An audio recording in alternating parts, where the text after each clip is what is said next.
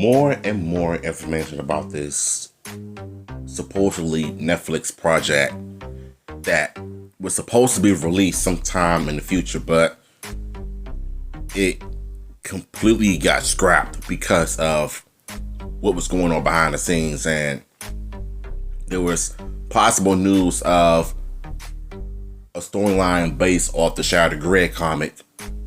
It was supposed to be like dark and gritty and stuff like that, but that did not happen basically. So I'm guessing Power Rangers are not supposed to die. They're supposed to be strong and live on forever. Supposed to be fighting for the greater good. I don't know. It's just crazy to me. So Jinsaku just put out something that sounds really interesting.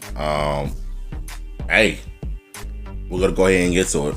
Jonathan Entwistle took a bold approach, pretty bossy if you ask me. He wanted to make a real show with Netflix, a more adult, dark, gritty tone, a multiverse project that you see actual past Ranger die on screen, actual Ranger war with flying dragons and all of that. Pretty insane to think about it. Game of Thrones, metaphor stuff with Tokyo inspired armor suits, Shattered Grid on crack. Man.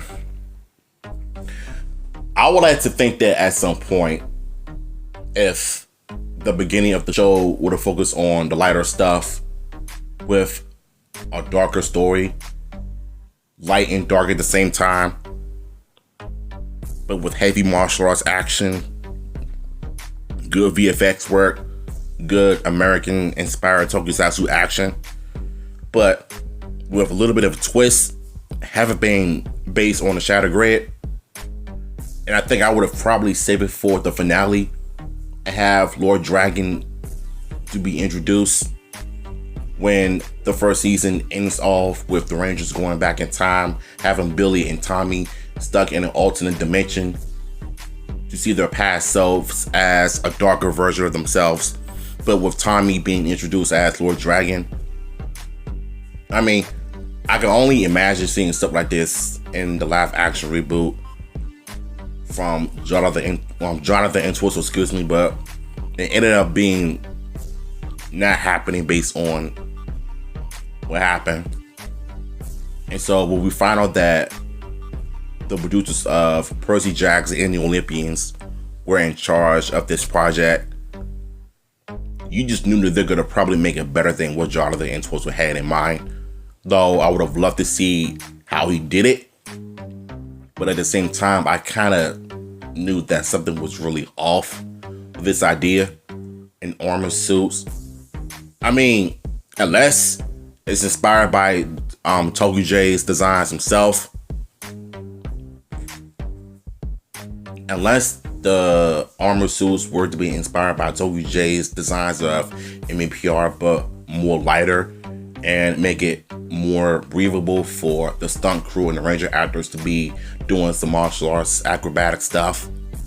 So regardless of that, I would like to think that maybe, just maybe, this could have worked. But a gritty Power Rangers reboot, I don't see it.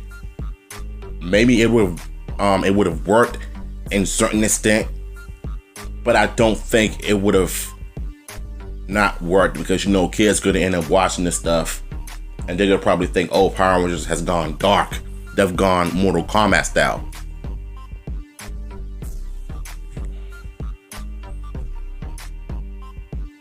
And honest to God, I don't know how it's gonna work, but it might. Who knows? But at the end of the day, I really do think that, Jonathan Entwistle's version of it would not work. I mean, Tommy was the leader multiple times.